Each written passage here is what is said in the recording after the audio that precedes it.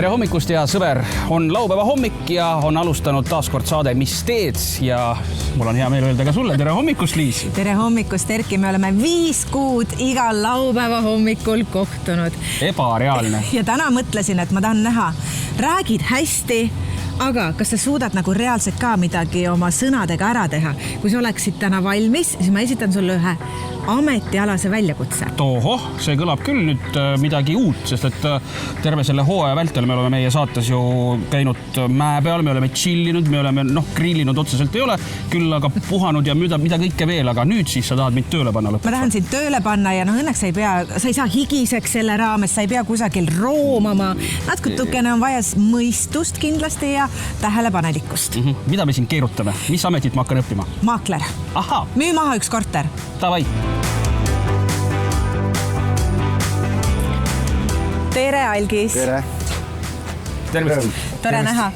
Tõin sulle ühe õpipoisi. Suur kinnisvara huviline ja samas oleks ju hea teada, et kuidas siis kinnisvaras edukalt äri teha. Just, mind huvitabki see, et kuidas teha edukalt äri. Selles mõttes on, eks seal neid eeldusi on palju vaja. Muidugi Erki puhul peame siis vaatama, et kas need eeldused paika peavad. Ei. Uusmaa proos meil ka ju uusi maaklerid tuleb ja koolitame neid, et siis kadalip ja see valik on muidugi üsna põhjalik, et selles mõttes ma sulle lubama täna ei hakka, et sa meile üldse sinna kvalifitseeruksid, okay. Siis oleme varsti targemad. Ja ütleme ka väga paljud täna püüavad olla edukad ettevõtjad ka ise hakates, eks ju, et kui me räägime ka flippimisest kinnisvaraturul, siis see on teema, mis inimestele huvi pakub. Et äkki täna siis aitad ka natukene mõista, et kuidas seda siis teha nii, et saaks tekitada olukorda hundid söönud lambad terved. Jaa, saan teile ühte korterit ka näidata, mis mul endal hetkel müügis on, mis just on siis valmis saanud, nii et siis saame juba lähemalt rääkida. Ahah, selline korter. See on hea korter, et siin on eraldi sissepääs. Eraldi siis, okei. No väga moodne. Nii, astuge sisse.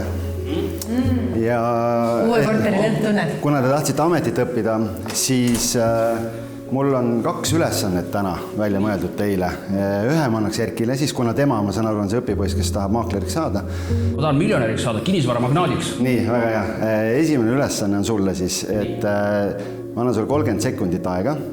Sa võid korra ringi vaadata korteris ja siis sul on 30 sekundit aega, et presenteerid seda korterit nii, nagu sa kinnisvaramaaklerina seda teeksid. Ma üldse küsin, Liis, kas sul on piisavalt palju raha, et osta endale korteri? Ära sina selle pärast muretse, sa püüa lihtsalt mulle muljet avaldada. Ja siis pärast ma teen ise 30 sekundit, kuidas mina seda presenteeriks. Ja siis vaatame, kas on mingi vahe või ei ole.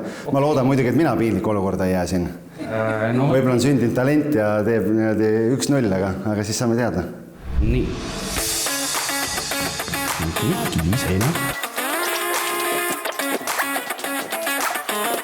Väga hea. Ma olen valmis. Ja ma panen stopperi käima. Teeks sulle ühe vastutulemise ja jätame 1 minuti praegu esialgu. Okay. Ja, et siis sul on poole pikem aeg, et see mulle maha müüa. Okay. Sest mul on ikkagi hästi nõudlik ja kapriisne klient. Oled nõudlik ja kapriisne klient. No ma vaatan praegu teile otsa, proua. Mulle tundub, et teil on peres järelkasv juba piisavalt vana, et varsti hakata mõtlema tema enda isikliku nii-öelda aseme peale. Võimalik. Et see korter sobib väga ideaalselt just ühele toredale noorele inimesele, sest et siin on piisavalt palju ruumi, et on elutuba. Siis on, nagu te näete, magamistuba on ka tehtud väga selliseks, et sinna mahub ära 1 inimese voodi, aga tegelikult sinna mahub ära, ma mõõtsin isiklikult ära 2 inimese voodi ja ka laste häll tulevikus.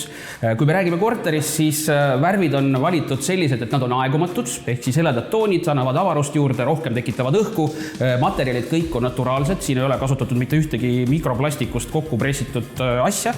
Parkett on õige, seinad on kivist, mis tähendab seda, et on hästi vaikne, et naabrite ähkimist ja puhkimist ei pruugi siin kuulda olla. Eriti tore on see, et laed on eriti kõrged. Meie kõrgustel inimestele me peame redeli võtma, et pirne vahetada. Sandtehnika tipptasemel, palun väga, põmm. Siin on pesumasin on olemas, köök on. Vaikus on ju. Oli vaikne, mõnus, saab rahulikult oma asja toimetada seal. Köögitehnika, põhimõtteliselt võtmed kätte, koli sisse ja hakka elama. Piirkond, mis kõige tähtsam, Tallinna üks hinnatumaid piirkondi, et sellise hinnaga kortereid siin ikka naljalt ei leidu. Hästi palju noori peresid elab siin. sotsiaalne elu on kindlasti väga vilgas. Ja teistpidi jällegi, kui te nüüd ei soovi oma järeltulevale põlvele, siis mine sa teab, mis elu veel ette tuua võib. Saate ka ise siin. Ma astun sisse nüüd. Ma ei katkestanud teid. Minut 51. Millisel hetkel... Ma ei valeta, ma ütlesin, et Erkile meeldib rääkida. Aga millisel hetkel tal see minut täis sai? Tegelikult siis, kui te tulite siia laua ümber siis oli minut. Okei. No Erki. Müüdud või? Ei olnud üldse halb müügitöö, aga minust me nagu koridori ei jõudnudki. No, mis ikka seal koridoris aega raiskad, siin on ikka paremaid ruume, kuigi see koridor on ka väga kihvt. Nii et osta ära.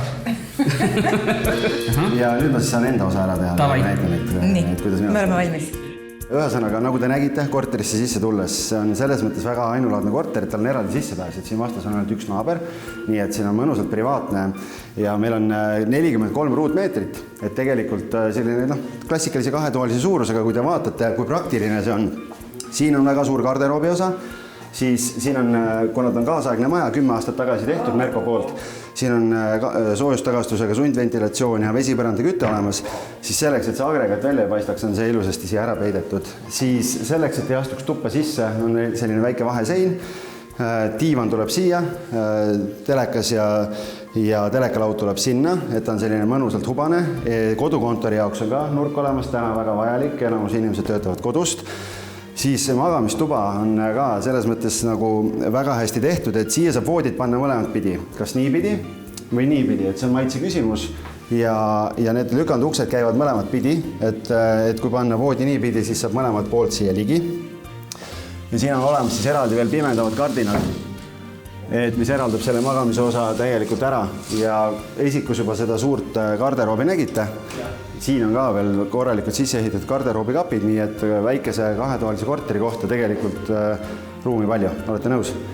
Vaatame edasi, siin on köögiosa, täiesti uus köök, kuna see korter on läbinud remondi, siis siin on maalritööd tehtud, uued põrandad, kogu sisustus on täiesti uus ja kuna see köögi töö tasapinna osa on natukene vähe, siis ümmarguse söögilaua asemel siia sai pandud selline nagu köögisaar, mis annab täiendavalt kapiruumi juurde, pluss kui on vaja näiteks süüa valmistada, siis saab seda ka siin teha või sõpru võõrustada, nii et siin on mõnus, sinna saab 2 tooli panna ja mõnus süüa, nii et kogu kodutehnika loomulikult ka uus ja siis on vannituba, mis on siis läbinud ka värvimise, ta oli tibukollane enne, nii et nüüd on valge, nii et ja siin on siis ka elektripõrandakütte võimalus olemas, nii nagu kaasaegsetes majades tavaliselt ikkagi on.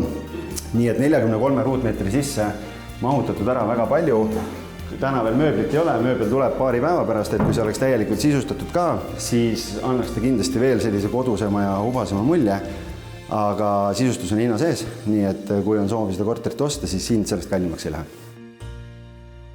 Ma ei teadnud pooli asjugi mitte. Sa jätsid vahele küttesüsteemi. Ja. Sa ei näidanudki mulle. Ma ei näidanud sulle kappe ka.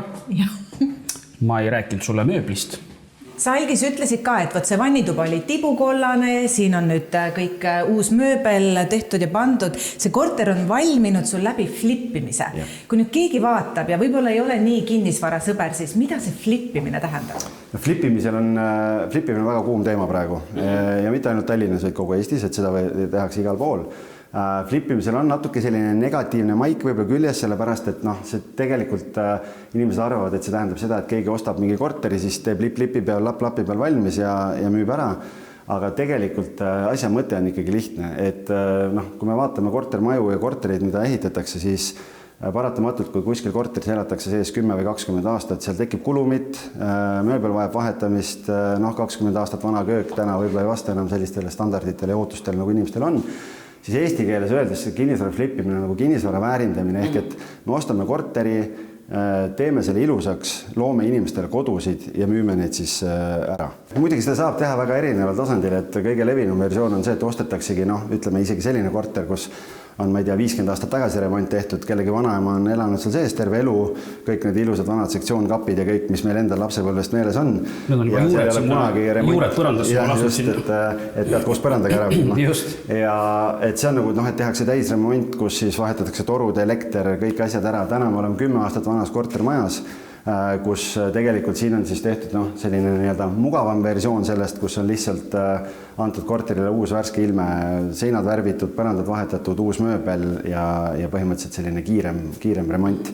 Aga kindlasti soovitus kõigile, kes sellised korterid vaatavad, siis tasub ikkagi olla põhjalik, et vaadata, sest tegelikult kvaliteeti on turul väga erinevat, tehakse väga hästi, aga tehaksegi ka seda lipi peal, lapi peal, aga õnneks ikkagi see üldine tase ja inimeste know-how on läinud nagu paremaks ja ma ise ka oma Flipime ära saatesarjaga YouTube'is siis üritangi tõsta inimeste teadlikkust, et mida see üldse tähendab, millega arvestada, mis need erinevad etapid on. Läheme välja ja vaata maja natukene väljastpoolt ka. Siin on ju ilus hoovoli, laste mingi mänguväljad. Äkki siis sa püüad läbi sellega veel natukene maakleritööd teha?